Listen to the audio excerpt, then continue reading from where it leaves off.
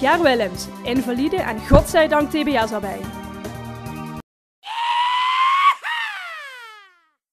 Ellie, ik heb eens een vraag. We zijn nu al 16 jaar bij elkaar. We hebben lief en leed gedeeld. Onze ouders zijn alle twee dood. Ik ben heel gelukkig. Je bent voor mij mijn Julia.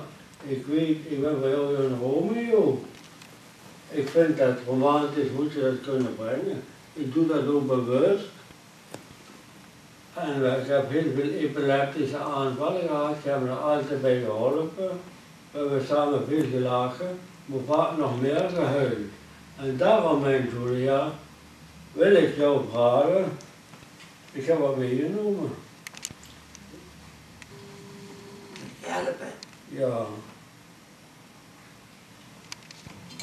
Julia, wil jij mijn vrouw worden? In goede en in slechte tijden? Nee, Gerry. Ik wil niet met jou trouwen.